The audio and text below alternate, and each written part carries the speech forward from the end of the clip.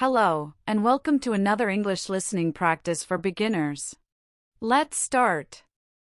Kate was a young woman living in Paris. She had moved there from a small town in the south of France 2 years ago. Since childhood, Kate had loved music.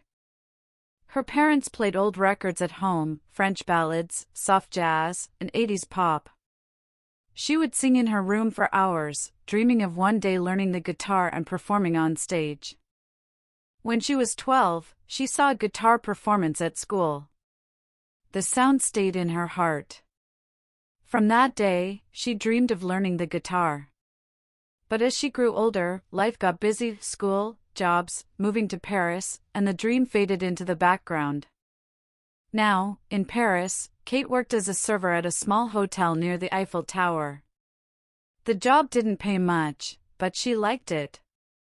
She spoke to tourists, practiced her English, and enjoyed the busy rhythm of hotel life. Still, something always felt missing. One morning, everything changed. While walking to work, she heard beautiful guitar music coming from a street corner. A man sat quietly, playing soft melodies that filled the morning air. Kate stopped, frozen. The music touched something deep inside her and reminded her of the dream she had almost forgotten. From that day, she started saving her tips. She gave up morning pastries and made coffee at home. After 1 month, she finally had enough to buy a second-hand guitar. It wasn't new, but it was perfect to her. At first, she tried to teach herself by watching YouTube videos. She was excited, but it didn't last long. Her fingers hurt after only 5 minutes of playing. The strings felt sharp. She couldn't follow the rhythm or change chords in time. Sometimes she would pause a video, rewind it, and still not understand. One evening, after an hour of trying and failing to play a simple song, Kate threw her pick on the table and sighed. "Why did I think I could do this?" she said out loud. She felt silly and frustrated. For a moment, she considered putting the guitar back in its case and never opening it again. But something in her heart said, "Don't quit yet." So she searched for a class and found a small music school 5 blocks from her apartment. The teacher, Pierre, was kind and patient, and the students were friendly. Kate signed up for Thursday evening classes. She loved the atmosphere. The classes started with simple chords and finger exercises. They played in pairs, clapped rhythms together, and even had group challenges like writing a short melody. The students were supportive. Anna joked during breaks. Maxime gave quiet advice. Everyone made mistakes, but they all kept trying.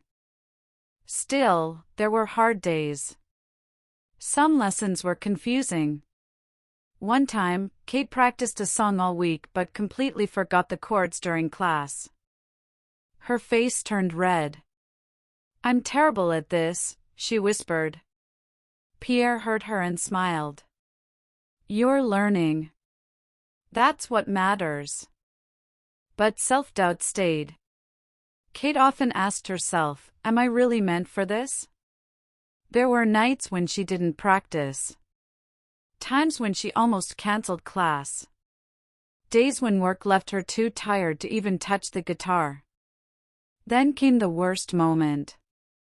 One Thursday, after work, Kate got on the bus with her guitar. The bus was crowded, and she placed the guitar on the seat next to her. When her stop came, she stood up quickly, grabbed her bag, and left the guitar behind.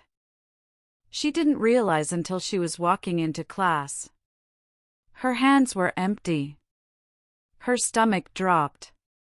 She ran back to the stop, waited for the next bus, asked the driver, nothing. She called the bus company and reported it lost. But no one returned it. Kate was crushed. She felt stupid, careless, and embarrassed. How could she forget something so important? Without her guitar, she couldn't practice. She was too ashamed to face her classmates. So, she started skipping class. 1 week. Then 2. Then 3. Pierre messaged her, "Everything okay? We miss you at class." She didn't answer. She felt like giving up completely. Maybe this is a sign, she thought. Maybe I was never meant to play.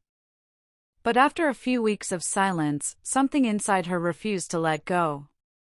The same voice that spoke to her on the street that morning came back. "Don't give up. You've come too far." So once again, she started saving. No cafes. No new clothes. Walking instead of taking the metro.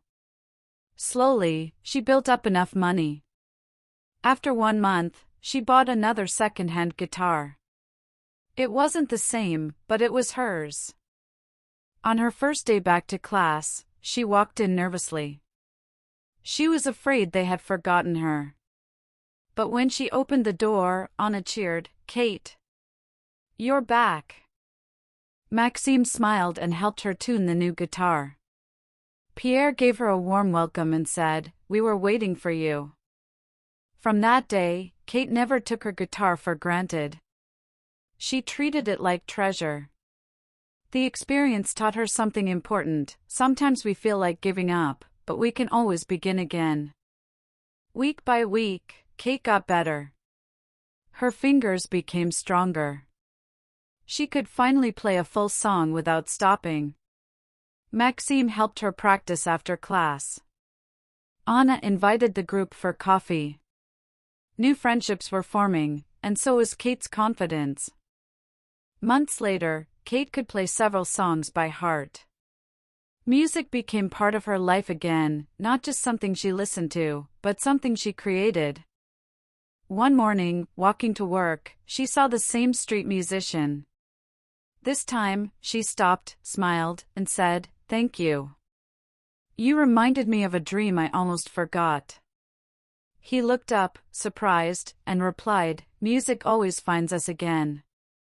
Now, every Saturday, Kate and her classmates meet in the park to play guitar, share snacks, and enjoy music together.